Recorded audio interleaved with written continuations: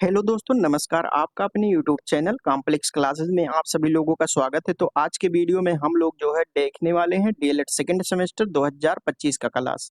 और इस क्लास के अंतर्गत हम लोग जो है ये राजन सीरीज को जो है कर रहे हैं। ये बिल्कुल जो है नया संस्करण है, यहाँ पे देख सकते हैं। और ये द्वितीय सेमेस्टर का ये राजन सीरीज है, वर्तमान भारतीय समाज और प्रारंभिक शिक्षा। ये लेक्चर नंबर जो है 7 है। और इस वीडियो में हम लोग जो है अतलग उत्तरीय प्रश्नों को आज हम जो लोग स्टार्ट करने वाले हैं। और इसके पहले हम लोग जो है बहुविकल्पीय प्रश्नों को बिल्कुल समाप्त कर चुके हैं। तो इसका पीडीएफ प्राप्त करना चाहें या फ्री नोट्स प्राप्त करना चाहें तो टेलीग्राम चैनल से जुड़ सकते हैं। ये बिल्कुल नया संस्करण है 2025 का। और यहाँ से जो है क्वेश्चन आपके एग्जाम में फंसते हैं और एग्जाम में आने वाले प्रश्न भी इसमें जो है पाए जाते हैं। ठीक है, तो आप लोग लास्ट तक वीडियो में बने रहिएगा। और ये फ्री बैच चल रहा है आप लोगों का, ये डेली क्लास जो है अपलोड हो रहा है। इस समय जो है साइंस यूनिट नंबर 3 का जो है वीडियो चल रहा है। ठीक है, तो आप लोग जो है क्लास ज्वाइन नहीं किए हैं तो ज्वाइन कर सकते हैं। इतनी सुविधाएं जो है इस क्लास में आप सभी लोगों को मिलेगी बिल्कुल फ्री में। ये सभी के लिए बैच फ्री है, तो आप लोग जो है चैनल पर जाकर विजिट करके देख सकते हैं। ये बैच का नाम है एग्जाम रथ बैच। तो चलिए दोस्तों, इसमें हम ये देखते हैं कि जो है राजन सीरीज के अंतर्गत हम लोग अति उत्तरीय प्रश्नों को जो है करने वाले हैं। ठीक है, तो अतलग उत्तरीय प्रश्नों के अंतर्गत बहुविकल्पीय प्रश्न जो है इसमें समाप्त हो चुका है। अतलग उत्तरीय प्रश्न इसमें जो है आज हम लोग स्टार्ट कर रहे हैं। इसमें प्रत्येक जो है वीडियो में हम लोग जो है 50-50 क्वेश्चन जो है समाप्त करने वाले हैं। तो यहाँ पे दिया है कि जल संचयन की उपयोगिता क्या होती है।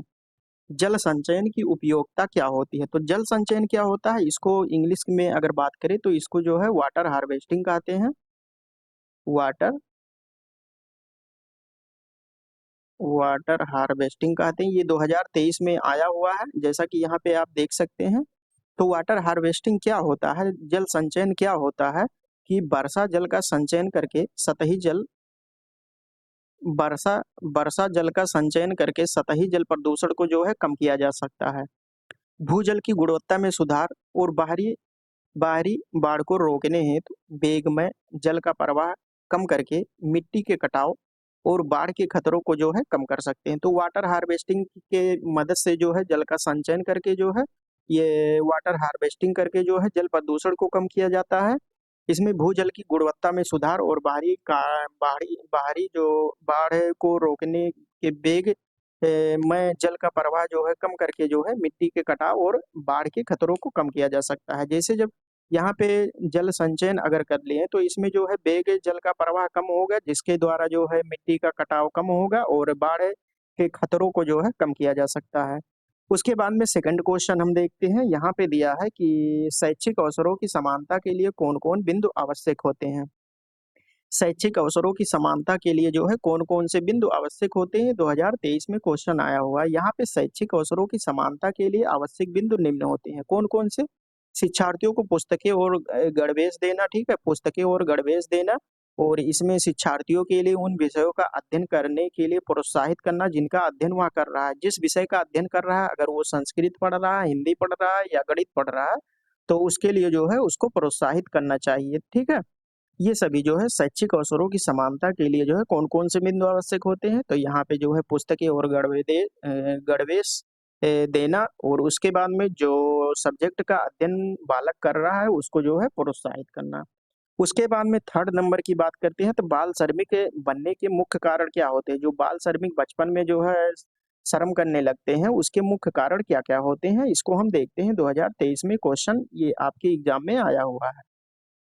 तो बाल श्रमिक का सबसे मुख्य कारण देखें तो इसमें होता है गरीबी। गरीबी के कारण, पैसा न होने के कारण जो है बच्चे बाल श्रमिक बन जाते हैं। इसके अतिरिक्त किशोर व युवाओं के लिए धनार्जन के उपयुक्त अवसर को न होना भी महत्वपूर्ण कारक होता है। ठीक है, जो धन होता है उनके पास पैसा नहीं होता है, इसीलिए वो बाल श्रमिक यानी बचपन में ही उनको गरीबी रहते हैं। गरीबी रहेंगे तो उनके पास पैसा नहीं रहेगा, पैसा नहीं रहेगा तो उसके पास जो है बच्चों को जो है बाल श्रमिक का कार्य करना पड़ता है, बाल श्रमिक होना पड़ता है। ठीक है, यानी बचपन में जो है उनको काम करना पड़ता है। उसके बाद में प्रश्न नंबर 4 की बात करते हैं। यहाँ पे लिखा हुआ है कि फ्रोबेल की शिक्षण पद्धति स्पष्ट कीजिए।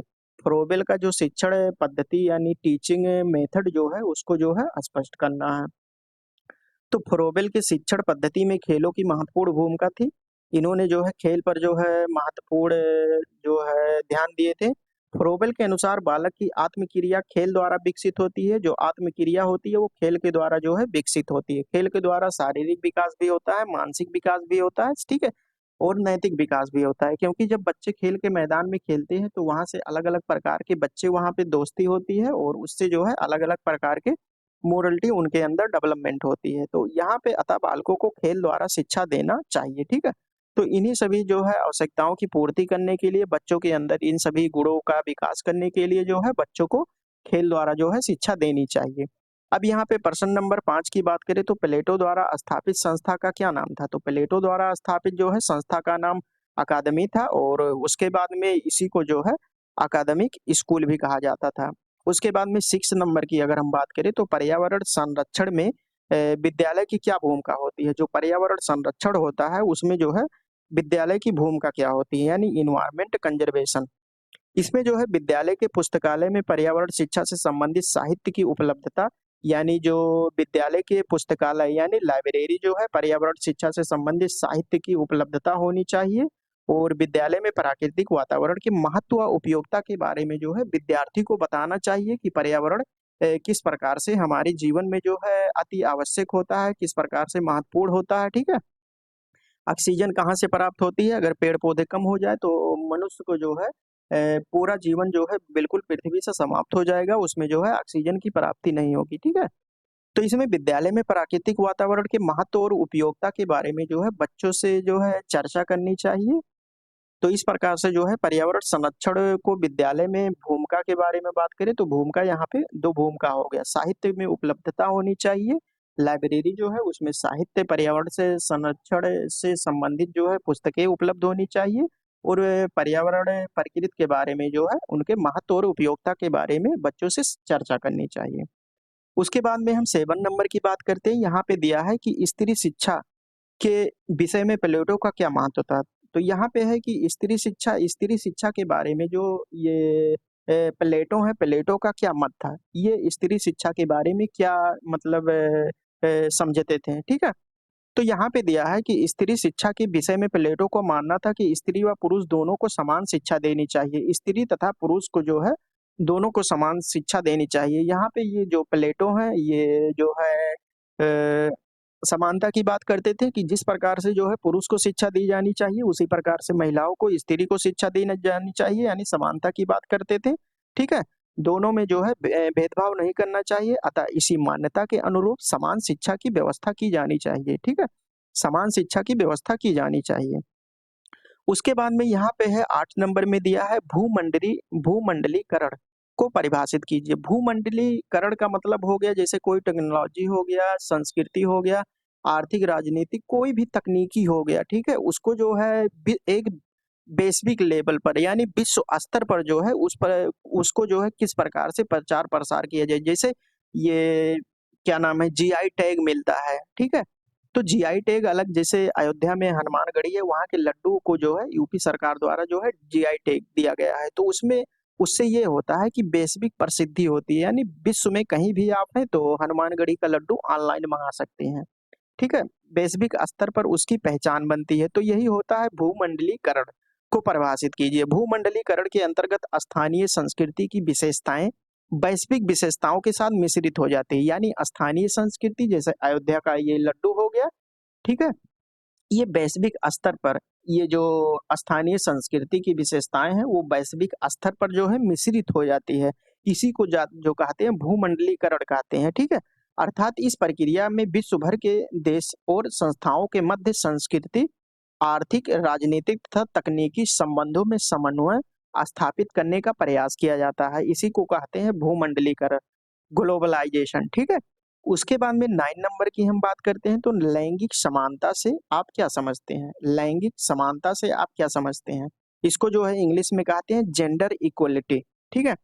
इसमें क्या होता है कि इसमें समान अधिकार के बारे में बात किया जाता है, यानी बिना लिंग भेदभाव के, जैसे मेल पुरुष के बारे में मेल हो गया, फीमेल हो गया, इनमें कोई अंतर जो है नहीं देखा जाता है। जैसे लैंगिक समानता का अर्थ होता है पुरुष एवं महिलाओं के समस्त अधिकार, अवसर, जिम्मेदारियां और शिक्षा समान रूप से हो, ठीक है। इसमें जो है ये सभी जिम्मेदारियां जो है बिल्कुल समान रूप से होनी चाहिए। उसके बाद में यहाँ पे दिया है 10 नंबर में, 10 नंबर में क्या दिया हुआ है कि स्वामी विवेकानंद के अनुसार जन शिक्षा क्या है। ये जन शिक्षा के बारे में हम लोग, जन शिक्षा के बारे में स्वामी विवेकानंद का क्या दृष्टिकोण है, इसके बारे में हमको बात करना है। ये 2023 का क्वेश्चन है। तो इनके अनुसार अगर स्वामी विवेकानंद के अनुसार देखें तो जन शिक्षा जन साधारण को जीवन संघर्ष के लिए तैयार करे, साथ ही शिक्षा ऐसे हो जिससे बालक शारीरिक, मानसिक व आर्थिक रूप से अपना विकास कर सके। तो ये स्वामी विवेकानंद जन शिक्षा के बारे में जो है इनका, जो इनके अनुसार क्या होता है जन शिक्षा, इसके बारे में हम लोग बात किए। उसके बाद में हम 11 नंबर की अगर हम बात करते हैं तो 11 नंबर में दिया है कि उपनयन संस्कार। उपनयन संस्कार से आप क्या समझते हैं? वैदिक कालीन शिक्षा के अनुसार जो है उपनयन शब्द का शाब्दिक अर्थ क्या होता है। 2020 में ये आया हुआ है कि उपनयन संस्कार से क्या समझते हैं, और 2023 में आया है कि उपनयन संस्कार का अर्थ क्या होता है शब्द का। तो इसमें उपनयन संस्कार का अर्थ क्या होता है कि शिक्षा प्राप्त करने के लिए जब बच्चे जो है गुरुकुल में जाते थे और गुरुकुल में बैठ के जो है उनके बगल में बैठ के शिक्षा प्राप्त करते थे, यानी गुरु के पास ले जाना। ये गुरु के पास ले जाना शिक्षा प्राप्त करने के लिए, यानी शुरुआती में जो उपनयन संस्कार होता है वैदिक कालीन में, ठीक है, प्राचीन कालीन में, तो इसमें गुरु के पास ले जाना इसका शाब्दिक अर्थ होता है। तो उपनयन संस्कार से आप क्या समझते हैं? इसमें जो है बच्चों को गुरुकुल में जो है ले जाते थे शिक्षा प्राप्त करने के लिए, तो गुरु के पास ले जाना इसका शाब्दिक अर्थ होता है। मल्टीमीडिया क्या होता है? मल्टीमीडिया के अंतर्गत जैसे आपका हो गया ग्राफिक्स, हो गया ऑडियो, हो गया और 3D डायम एनिमेशन जो देखते हैं, और इंटरनेट कंटेंट हो गया जैसे यूट्यूब हो गया, फेसबुक हो, ये सभी सोशल नेटवर्क है जो कि मल्टीमीडिया के अंतर्गत आता है। अब आधुनिक समय में मल्टीमीडिया वास्तव में सूचनाओं के आदान प्रदान को बेहतर बनाने हेतु आधुनिकतम आधुनिकतम तकनीकी के प्रयोग का सूचक है। आधुनिकतम तकनीकी के प्रयोग का सूचक है। इसमें डिजिटल वीडियो जैसे हो गया, डिजिटल वीडियो हो गया, ग्राफिक्स हो गया, ऑडियो हो गया और 3D एनिमेशन, ये सभी जो है इंटरनेट कंटेंट, जो इंटरनेट कंटेंट हो गया जैसे हो गया फेसबुक हो गया, ट्विटर हो गया, ये सभी जो है इंटरनेट कंटेंट के अंतर्गत आते हैं।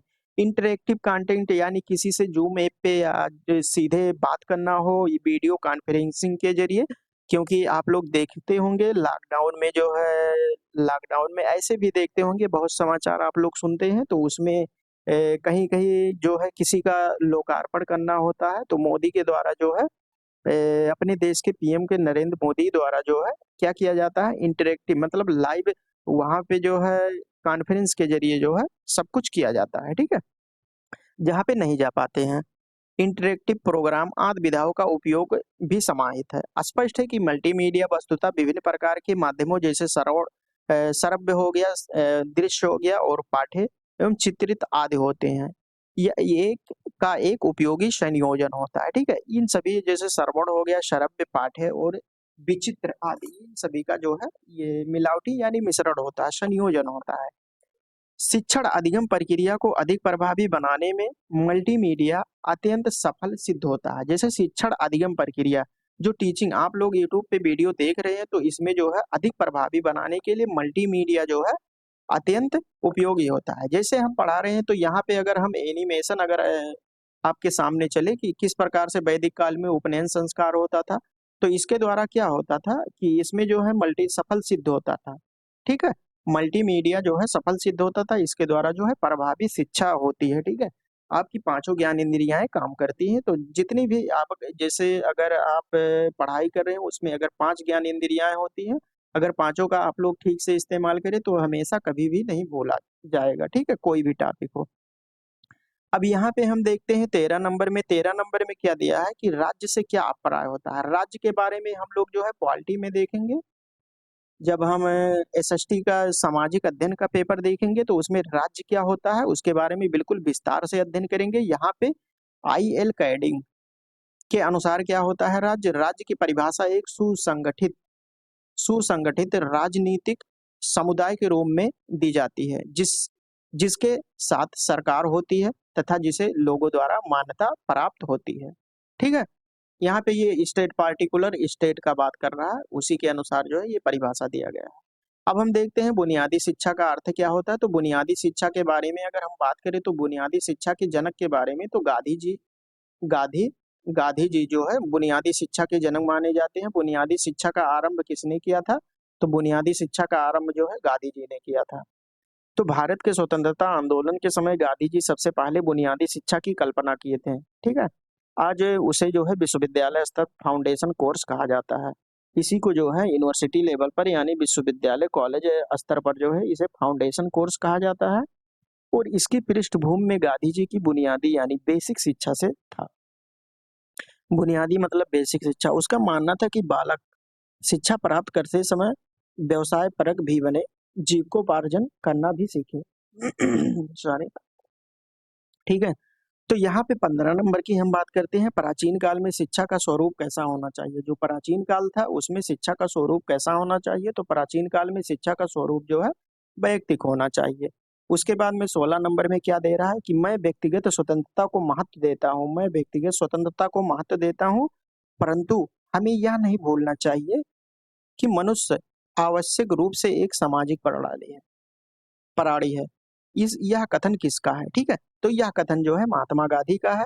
उसके बाद में 17 नंबर में दिया है कि शिक्षा के वैयक्तिक उद्देश्यों के समर्थक कौन है?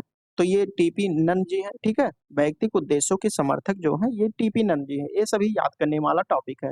इसमें कुछ जो है ट्रिक और कुछ समझा नहीं सकते हैं। जो विचार जीवन निर्माण, मनुष्य निर्माण तथा चरित्र निर्माण में सहायक हो उन्हें ही शिक्षा की संज्ञा दी जा सकती है। यह कथन किसका है? तो यह कथन जो है स्वामी विवेकानंद जी का है। 19 नंबर की बात करते थे, किसने लिखा है? संगमरमर के पत्थे के लिए जो महत्वपूर्ण मूर्तिकार का है वही महत्व आत्मा के लिए शिक्षा का होता है।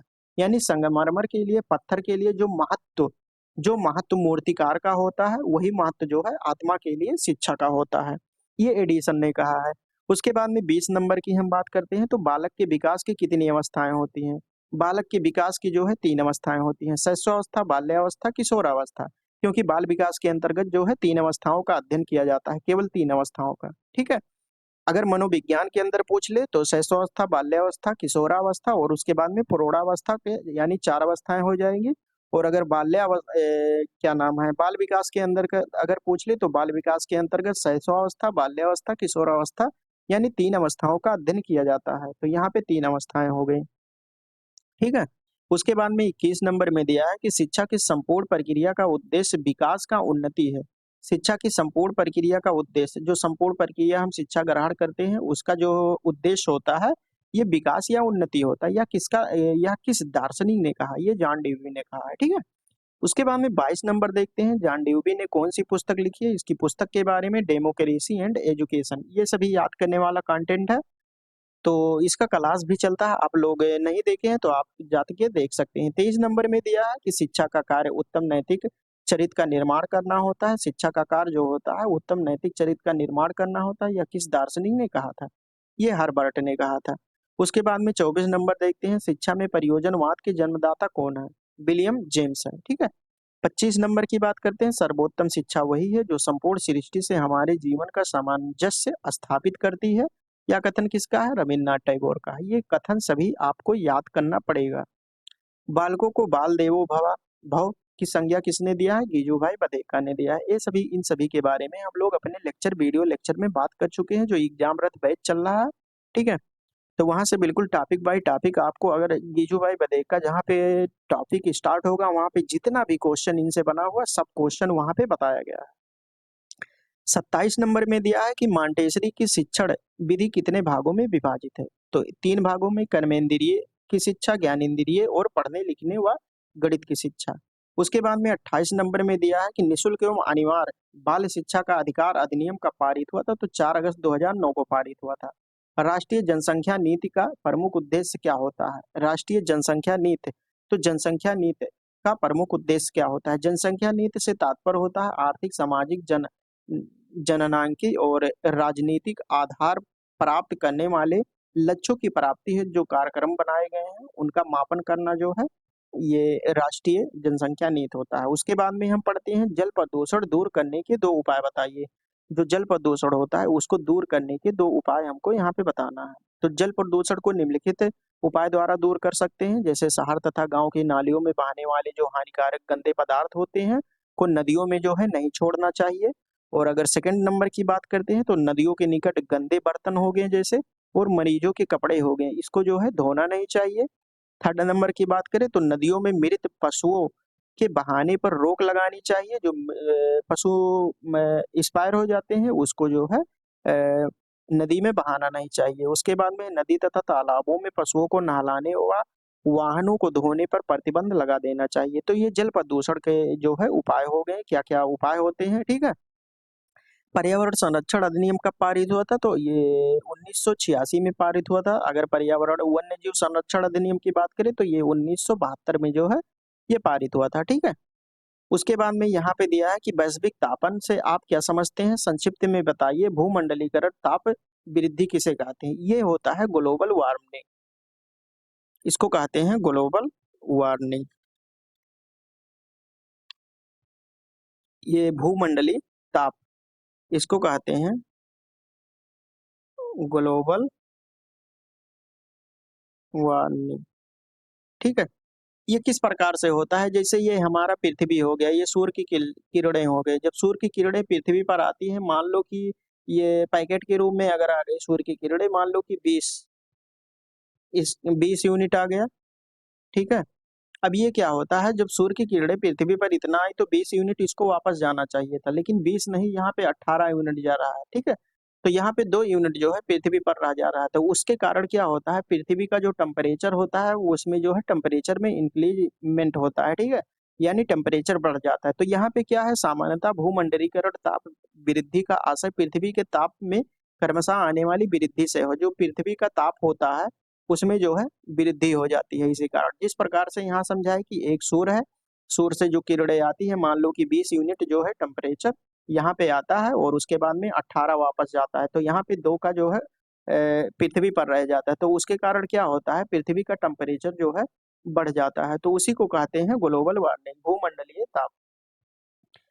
बालिका शिक्षा की 2 प्रमुख समस्याएं क्या होती है, बालिका शिक्षा जो बालिका शिक्षा होती है, यानी लड़कियों को जो शिक्षा दी जाती है उसके जो है प्रमुख समस्याएं बताइए। यानी शैक्षिक अवसरों की समानता की समस्या, उनको जो है शैक्षिक अवसरों में समानता, जैसे बालक बालक हो गया और उसके बाद में बालिका हो गया, इसके लिए जो है समान शिक्षा की व्यवस्था करनी चाहिए, जैसा कि प्लेटो ने कहा कि जो है बालक और बालिकाओं के लिए समान शिक्षा की व्यवस्था करनी चाहिए, यानी उसमें लैंगिक भेदभाव नहीं करना चाहिए। शैक्षिक अवसरों में समानता की समस्या और कन्याओं की शिक्षा के प्रति उचित दृष्टिकोण का अभाव, यानी सभी लोगों का जो समाज में दृष्टिकोण बन चुका है कि लड़कियों को जो है उतना नहीं पढ़ाना चाहिए, ठीक है। तो सबसे पहले जो है दृष्टिकोण की बात करता है, यहाँ पे समाज में जो सभी लोगों का उचित दृष्टिकोण होना चाहिए और उसके बाद में समानता की बात करनी चाहिए। तो ये 2 समस्याएं हैं। 34 नंबर की बात करते हैं, किन्हीं 4 मानवीय मूल्यों का उल्लेख बताइए, जैसे सच्चाई हो गया, मानवीय मूल्य, मूल्य मतलब वैल्यूज, ठीक है, मनुष्य का जो वैल्यू होता है, सत्यनिष्ठा, उत्तरदायित्व की भावना और दया भाव, ये सभी जो है होना चाहिए। उसके बाद में 35 नंबर में दिया हुआ है कि फ्रोबेल द्वारा किस शिक्षण विधि का प्रतिपादन किया गया था, तो फ्रोबेल द्वारा जो है किंडरगार्टन पद्धति शिक्षण विधि का प्रतिपादन किया गया था। उसके बाद में 36 नंबर में दिया है कि टैगोर को किस धारणा में विश्वास था, टैगोर को जो है सत्यम शिवम सुंदरम, अद्वैत की धारणा में विश्वास था, उन्हें जो है ईश्वर को सर्वोच्च मानव माना, ठीक है, ईश्वर को जो है सर्वोच्च और उन्हें अद्वैतवाद मानते थे। फ्रोबेल की किन्हीं 2 प्रमुख रचनाओं के बारे में बात करना है, तो फ्रोबेल की रचना की बात करें तो एजुकेशन ऑफ मैन, तथा दूसरी रचना की बात करें तो मदर एंड प्लेसांग, ये सभी जब टॉपिक वाइज हम लोग करते थे तो वहां पे जो है इन सभी की बात कर चुके हैं एक जगह। 38 नंबर की है, क्या है, जनसंख्या शिक्षा की कोई परिभाषा लिखिए या जनसंख्या शिक्षा को जो है परिभाषित कीजिए। तो जनसंख्या शिक्षा क्या होता है, जनसंख्या शिक्षा 2 शब्दों से मिलकर बना होता है, एक होता है जनसंख्या और दूसरा होता है शिक्षा। तो यहाँ पे जनसंख्या पॉपुलेशन के बारे में बात कर रहा है और उसके बाद में ये एजुकेशन के बारे में बात कर रहा है, अर्थात जिस शिक्षा में, ऐसा शिक्षा जो है जिसमें जनसंख्या के बारे में बच्चों को पढ़ाया जाता है, यानी शिक्षा दी जाती है, यानी शिक्षा में जनसंख्या का ज्ञान निहित होता है, उसे जनसंख्या शिक्षा कहते हैं, क्योंकि जो है 2 शब्दों से मिलकर बना होता है जनसंख्या शिक्षा। तो किसके बारे में जो है शिक्षा देना, जनसंख्या के बारे में शिक्षा देना।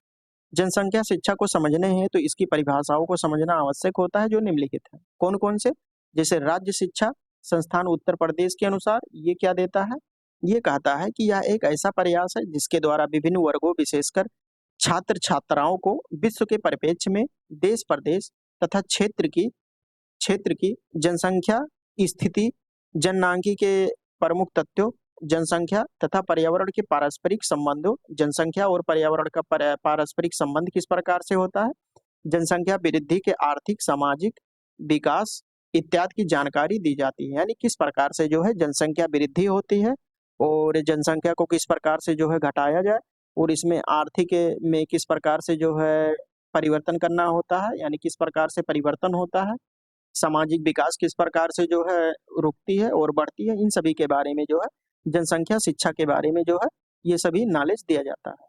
और यूनेस्को ने क्या कहा है, यूनेस्को के अनुसार जनसंख्या शिक्षा को संख्यानात्मक पहलू के रूप में अथवा अधिक महत्वपूर्ण संस्थाओं के निबंध के रूप में भी ही नहीं जानना चाहिए, इसे जनसंख्या के गुणात्मक पक्ष एवं मानव स्रोत विकास के संबंध में जानना चाहिए। ठीक है, इस प्रकार हम कह सकते हैं कि जनसंख्या शिक्षा का अर्थ वर्तमान तथा भावी परिवार के कल्याण, आर्थिक संपन्नता तथा राष्ट्रीय जीवन स्तर को ऊंचा उठाने में सहायता करना है। दूरस्थ शिक्षा क्या होता है, यानी डिस्टेंस एजुकेशन। डिस्टेंस आपका यहाँ पे घर है और बहुत दूर जो है आप लोग यहाँ पे नाम लिखा दिए, तो इसमें क्या होता है कि ऑनलाइन ऑनलाइन एग्जाम घर बैठ के जो है एडमिशन करा सकते हैं, ऑनलाइन एग्जाम दे सकते हैं, ऑनलाइन रिजल्ट देख सकते हैं, ये दूरस्थ शिक्षा है। ठीक है, तो इसमें है यह पद्धति आमने सामने बैठकर अध्ययन करने से सर्वथा भिन्न होता है। ठीक है, इसमें आमने सामने बैठकर, जैसे एक क्लासरूम होता है, इसमें बालक बैठा है, यहाँ टीचर है, तो इसमें आमने सामने बैठने से भिन्न होता है। इस पद्धति में स्व अध्ययन सेल्फ स्टडी पर अधिक बल दिया जाता है, यहाँ पे आप बैठकर सेल्फ स्टडी कर सकते हैं। दूरस्थ शिक्षा के अंतर्गत छात्र एवं अध्यापक के मध्य संबंध स्थापित करने के लिए रेडियो हो गया, दूरदर्शन हो गया, VCR, CD player, computer, internet इत्यादि का प्रयोग किया जाता है। ठीक है, तो यहाँ से ये जो कम्युनिकेशन हो गया, इसके माध्यम अगर हम लोग कनेक्ट करना चाहें तो यूट्यूब हो गया, जूम ऐप हो गया, सीडी प्लेयर हो गया, डीवीडी हो गया, दूरदर्शन के माध्यम से, तो इन सभी के माध्यम से जो है दूरस्थ शिक्षा प्राप्त करते हैं। अनौपचारिक शिक्षा क्या होती है, औपचारिक शिक्षा सबसे पहले हम देखते हैं औपचारिक शिक्षा। औपचारिक शिक्षा में क्या होता है कि बच्चे जो है ये एक निश्चित इसमें सत्र रहता है और एक टाइम पीरियड होता है। ठीक है, मान लो कि आपका कोर्स 1 साल में है, 1 वर्ष में समाप्त होगा, तो इसमें आपका 1 मिनट, कौन सा प्रश्न चल रहा था, दूरस्थ शिक्षा, औपचारिक शिक्षा की हम लोग बात कर रहे थे। तो औपचारिक शिक्षा जो है विद्यालय में खास कर दिया जाता है, क्योंकि वहाँ पे एक टाइम पीरियड होता है। ठीक है, एक दायरे में रहकर शिक्षा प्राप्त की जाती है। अनौपचारिक शिक्षा क्या होती है, अनौपचारिक शिक्षा जो है परिवार में रहकर प्रयास किया जाता है और समाज में रहकर जो है अनौपचारिक शिक्षा, यानी जो घर परिवार में, यानी उसका कोई एक टाइम पीरियड फिक्स नहीं होता है, तो उसे अनौपचारिक शिक्षा कहते हैं, इनफॉर्मल एजुकेशन। अनौपचारिक शिक्षा जीवन के संबंधित हुए अनुभव होते हैं जिन्हें हम बिना किसी व्यवस्थित प्रयास, संस्था या साधन के स्वाभाविक स्थिति में से प्राप्त करते हैं। इस प्रकार की शिक्षा प्रत्यक्ष रूप से जीवन से संबंधित होती है। ठीक है, यह शिक्षा स्वाभाविक रूप से होती है, इसकी ना तो कोई निश्चित योजना होती है और ना ही कोई निश्चित नियमावली होती है। यह बालक के आचरण का रूपांतरण करते हैं, परंतु रूपांतरण की प्रक्रिया अज्ञात, अप्रत्यक्ष व अनौपचारिक होती है। ठीक है, अज्ञात होती है। ये जो रूपांतरण की प्रक्रिया अज्ञात होती है, अप्रत्यक्ष होती है और अनौपचारिक होती है। तो आप लोगों ने जाना क्या, ये इसकी निश्चित योजना कोई नहीं होता है। अगर हम औपचारिक शिक्षा की बात करें तो औपचारिक शिक्षा में आप विद्यालय जाते हैं तो उसमें एक निश्चित पाठ्यक्रम होता है, एक दायरे में होता है, आपका एक करिकुलम होता है, सिलेबस होता है। ठीक है, तो इस प्रकार से आप लोगों ने जाना दूरस्थ शिक्षा क्या होती है, अनौपचारिक शिक्षा क्या होती है और औपचारिक शिक्षा के बारे में बात की है। 41 नंबर की बात करते हैं, यहाँ पे दिया है बौद्धकालीन शिक्षा की किन्हीं दो विशेषताओं का उल्लेख कीजिए। जो बौद्धकालीन शिक्षा है उसकी विशेषताओं के बारे में हमको जानना है। तो संघ क्या होता था, ये बौद्ध शिक्षा के प्रमुख केंद्र होते थे, जहाँ पे जो है बच्चे शिक्षा प्राप्त करते थे बौद्धकालीन में। ठीक है, बौद्धिज्म में, तो उसे जो है संघ कहा जाता था, जहाँ पे बच्चे शिक्षा प्राप्त करते थे। संघ में प्रविष्ट होने पर मनुष्य शरमण बन जाता था। शरमण के अलावा अलावा संघों में और किसी को शिक्षा प्रदान नहीं की जा सकती थी। संघ में प्रवेश लेने के विशेष नियम थे। इसके अलग अलग नियम थे। संघ में प्रविष्ट होने के लिए परवज्जा संस्कार किया जाता था। परवज्जा संस्कार किया जाता था। जैसे वैदिक काल में जो है उपनयन संस्कार किया जाता था, वहां पे जो घर से जो है जब आश्रम में गुरु के पास लाया जाता था तो उसके लिए जो है उपनयन संस्कार किया जाता था। और इसमें जो है परवज्जा संस्कार किया जाता है। इसमें किसमें, यहाँ पे ये बुद्धकालीन शिक्षा में जो है परवज्जा संस्कार किया जाता है। अर्थात बाहर जाना, अर्थात भावी भिक्षु परिवार से बिलग मतलब अलग होकर बाहर आकर बौद्ध संघ में मिल रहा है। उसकी आयु की बात करें तो 8 से 12 वर्ष की मध्य होती थी और 20 वर्ष की आयु में जो है उपसंपदा संस्कार किया जाता था। इसके फलस्वरूप भिक्षु संघ का पूर्ण रूप से सदस्य बन जाता था। कब? 20 वर्ष की अवस्था में। उसके बाद में गुरु और शिष्य का संबंध क्या होता था? गुरु एवं शिष्यों के बीच बड़े घनिष्ठ एवं मधुर संबंध होते थे। बड़े घनिष्ठ और मधुर संबंध होते थे। दोनों का जीवन जो है दोनों का जीवन सादा सादा तथा निकट का होता था। गुरु शिष्यों की शैक्षिक, शारीरिक, मानसिक व आध्यात्मिक आवश्यकताओं के अनुसार उनका विश्वास करता था। इस युग में गुरु शिष्य का मठ से निष्कासन कर सकता था। जब गुरु यह पाता था कि कोई शिष्य पर्याप्त मात्रा में उसे सम्मान नहीं दे रहा है या अपने अध्ययन के प्रति जागरूक नहीं है, तो वह उसका निष्कासन कर दिया करता था। यदि कोई गुरु किन्हीं कारणों से संघ से बाहर हो जाता था, तो उसके शिष्यों को भी संघ के बाहर ले जाना पड़ता था। तो यहाँ पे हम लोगों ने देखा बौद्धकालीन शिक्षा के दो उद्देश्य या विशेषताओं के बारे में। अब हम देखते हैं आदर्शवाद के प्रमुख प्रवर्तकों के नाम लिखिए। जो आदर्शवाद के प्रमुख प्रवर्तक होते हैं, तो यहाँ पे देख सकते हैं सुकरात हो गए, प्लेटो हो गए, डेकार्टो और उसके बाद में स्पिनोजा तथा हीगल है।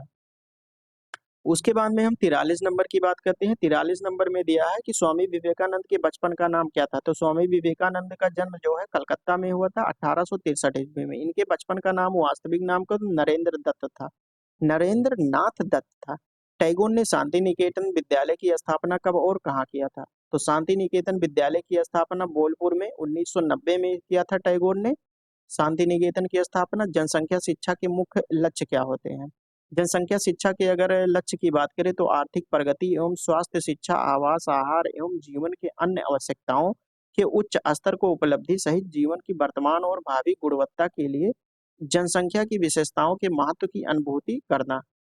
उसके बाद में सेकंड की बात करें तो छोटे परिवार को, जिसमें परिवार के प्रत्येक सदस्य को उच्च जीवन स्तर प्राप्त करने की अधिक संभावना रहती है, प्रशंसात्मक दृष्टि से देखना। ठीक है, तो ये जनसंख्या शिक्षा के मुख्य उद्देश्य हो गए। इसके बारे में सबसे पहले हम लोग बात कर चुके हैं बिल्कुल विस्तार से। उसके बाद में है पर्यावरण प्रदूषण का अर्थ क्या होता है? पर्यावरण प्रदूषण मतलब पर्यावरण को प्रदूषित करने वाले जो कारक होते हैं, वही होता है पर्यावरण का अर्थ होता है। यानी ऐसे कारक जो पर्यावरण को प्रदूषित करते हैं उसे पर्यावरण प्रदूषण कहते हैं। तो वह है प्रक्रिया जिसके कारण हमारा भोजन, हवा एवं जल गंदा व दूषित हो जाता है तथा हमारे स्वास्थ्य के लिए जो है खतरनाक होते हैं, यानी खतरा पैदा कर देते हैं। उसी को जो है पर्यावरणीय प्रदूषण कहते हैं। मल्टीमीडिया क्या होता है? मल्टीमीडिया के अंतर्गत जैसे लेखन हो गया, ऑडियो हो गया, इमेज हो गया, 3D एनिमेशन हो गया तथा वीडियो आदि आते हैं। यानी मल्टीमीडिया संचार का एक रूप होता है जो विभिन्न संदर्भों में उपयोग किया जाता है, जैसे लेखक, ऑडियो, इमेज, एनिमेशन तथा वीडियो ऑडियो हो गया। प्लेटो द्वारा स्थापित संस्था का क्या नाम था? एकेडमी था। ठीक है, इन सभी के बारे में आपको कोर्स में बिल्कुल विस्तार से बताया गया है। एक जगह जहाँ पे प्लेटो हम बता रहे हैं, तो प्लेटो के बारे में जितना क्वेश्चन आज तक बना हुआ है, सब चीज के बारे में जो है हम लोग डिस्कशन कर चुके हैं। तो आप लोग अगर कोर्स ज्वाइन नहीं किए हैं तो चैनल पर जाकर कर सकते हैं, बिल्कुल फ्री में है। 2-4 वीडियो देखिए, अगर समझ में आता है तो करिए, नहीं तो दूसरी जगह जहाँ पे आपको समझ में आता है। हमारा मुख्य उद्देश्य है जितना हो सकता है बिल्कुल बताते हैं। ठीक है, अगर आपको टीचर के ऊपर होता है कि सभी की भाषा जो है सभी को समझ में नहीं आता है। बाकी अगर कोई किसी प्रकार का दिक्कत होता है तो आप हमसे संपर्क कर सकते हैं, जिसका लिंक जो है डिस्क्रिप्शन बॉक्स में सभी सोशल मीडिया पर दिया हुआ है, कहीं भी आप मैसेज करके बात कर सकते हैं। उसके बाद में 49 नंबर में है पाठशाला को बाग, शिशु को पौधा तथा शिक्षक को माली कहने वाले विचारक का नाम लिखिए। तो ये प्रोबल है। पाठशाला को बाग कहे, उसके बाद में शिशु को पौधा और शिक्षक को जो है माली कहने का विचारक कौन है? फ्रोबेल है। उसके बाद में 50 नंबर की बात करते हैं। यहाँ पे परियोजनवाद किसमें आस्था नहीं रखता है। परियोजनवाद जो है ईश्वरीय सत्ता में जो है आस्था नहीं रखता है। तो इस प्रकार से हम लोगों ने जो है 50 क्वेश्चन इस वीडियो में हम लोग समाप्त कर चुके हैं। इसके आगे जो है 50 प्लस के आगे अगले वीडियो में हम लोग देखेंगे। इसके पहले हम लोग जो है वो विकल्पीय प्रश्नों को समाप्त कर चुके हैं। अगर आप लोग नहीं देखे हैं तो चैनल पर जाकर देख सकते हैं। और अभी तक जो लोग चैनल को सब्सक्राइब नहीं किए सब्सक्राइब कर सकते हैं। इसमें जो है बिल्कुल राजन सीरीज आपको कंप्लीट बिल्कुल कराया जाएगा, ठीक है। तो अभी तक जो लोग चैनल को सब्सक्राइब नहीं किए हैं वो सब्सक्राइब कर सकते हैं। तो दोस्तों इसका पीडीएफ प्राप्त करना चाहें तो टेलीग्राम चैनल ज्वाइन कर सकते हैं। वहाँ पे आप सभी लोगों को पीडीएफ और फ्री नोट्स, इंपॉर्टेंट नोटिफिकेशन सब कुछ जो है यहाँ टेलीग्राम पर जो है आप लोगों को प्राप्त हो जाएगा। ये सोशल मीडिया है, आप लोग जुड़ना चाहें तो जुड़ सकते हैं हमसे। तो वीडियो अच्छा लगा हो तो लाइक कर सकते हैं और उसके बाद में अपने दोस्तों के पास शेयर कर सकते हैं। अभी तक जो लोग चैनल को सब्सक्राइब नहीं किए हैं सब्सक्राइब कर सकते हैं। तो चलिए दोस्तों इसके आगे 51 नंबर से हम लोग कल के वीडियो में बात करने वाले हैं। तब तक के लिए जय हिंद, जय भारत।